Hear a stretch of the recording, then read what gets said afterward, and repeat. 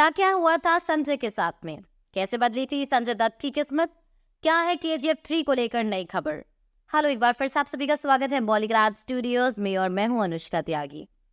Sanjay Dutt industry के versatile actors में से एक हैं जिन्होंने दर्शकों को हंसाने रुलाने के साथ खूब डराया भी है। उन्होंने कई फिल्मों में हीरो का रोल निभाया तो कुछ में विलन भी बने। संजय दत्त हमेशा से चाहते थे कि उनके बाद की पीढ़ी भी बॉलीवुड में अपना नाम बनाए, लेकिन उनकी बड़ी बेटी त्रिशला ने फिल्मों में काम करने से साफ मना कर दिया। अब संजय दत्त को अपने 2 और बच्चों से उम्मीदें हैं। संजय दत्त ने अपने करियर में वैसे तो कई हिट फिल्में दी हैं, लेकिन एक समय ऐसा भी था जब वो लगातार फ्लॉप होती फिल्मों से परेशान थे। इसी बीच वो फिल्म आई जिसने उनके करियर को नई उड़ान दी। ये फिल्म थी वास्तव।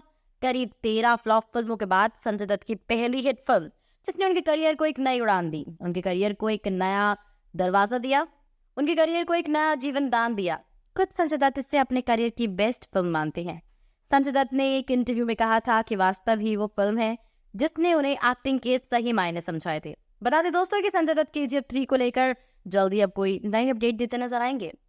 दोस्तों बता दो कि संजय दत्त ने एक साक्षात्कार में इस फिल्म पर बात करते हुए कहा था, मैंने अपनी तमाम फिल्मों के लिए खूब मेहनत की, लेकिन वास्तव वो फिल्म थी जिसने मुझे ये सिखाया कि असल में एक्टिंग करना किसे कहते हैं और एक्टर बनना क्या होता है। ये फिल्म मेरे दिल के बहुत करीब है।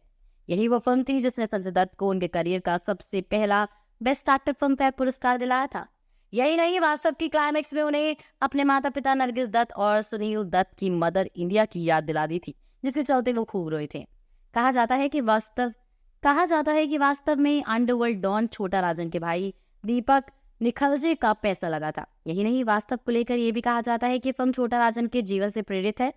छोटा राजन ने कैसे मजबूरियों के चलते अपराध का रास्ता पकड़ लिया, ये फिल्म इसी की कहानी कहती है।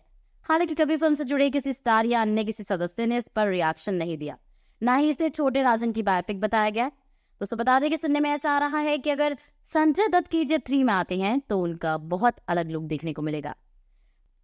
दोस्तों बॉलीवुड एक्टर संजय दत्त डेब्यू से पहले ही हर तरह के नशे के आदी हो गए थे। वो नशे के दलदल में इतना धंस चुके थे कि मां के निधन के बाद भी ड्रग्स की उनकी लत नहीं छूटी थी। लेकिन एक घटना के बाद एक्टर की आंखें क्या खुली, उनकी तो किस्मत ही पलट गई। उन्होंने फिर 5 सुपरहिट फिल्में दी जो बॉक्स ऑफिस पर 190 करोड़ रुपए कमा ले गई थी। साल 1981 में रॉकी से धमाकेदार डेब्यू करने के बाद संजय दत्त ब्लॉकबस्टर फिल्म विधाता से छा गए थे, लेकिन वो मां को खोने के गम और नशे की लत से बिखरते चले गए। संजय दत्त ने एक बार बताया था कि ड्रग्स के असर में वो इतने खो गए थे और करीब 2 दिन बाद उठे थे। उन्हें तब एहसास हुआ कि अगर उन्होंने नशे की लत से छुटकारा नहीं पाया तो वो मर जाएंगे। दोस्तों वैसे अब ये देखना होगा कि संजय दत्त KGF 3 के लिए हाँ करते हैं या नहीं। दोस्तों संजय ने एक इंटरव्यू में बताया था कि एक दिन मैंने हीरोइन ली और मैं सो गया। कुछ वक्त बाद उठा तो मेरा नौकर मुझे देखकर रोने लगा और बोला कि बाबा आप 2 दिन बाद उठे हो। मैं हैरान था। मैं उठा और खुद को आईने में देखा। मेरी हालत खराब थी।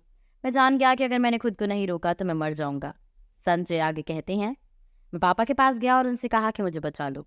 वो मुझे एक मशहूर हॉस्पिटल लेके गए और उसके बाद मुझे पुनर्वास के लिए अमेरिका भेज दिया गया।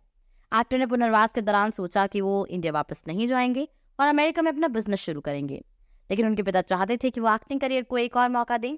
दोस्तों संजय दत्त इंडिया लौटे और वो एक साधारण जिंदगी जीने लगे। उनकी बॉडी बिल्डिंग में रुचि जागी। वो फिर 2 दिलों की दास्तां और जान की बाजी में नजर आए जो बॉक्स ऑफिस पर फ्लॉप रही थी। उन्हें एक बेहतर फिल्म की जरूरत थी जो महेश भट्ट की फिल्म नाम से पूरी हुई। संजय दत्त दोस्तों फिर से मशहूर हो गए। अब आपका इसके ऊपर क्या कहना है कमेंट सेक्शन में जरूर बताइएगा। हमारे आज के राइटर हैं निखिल।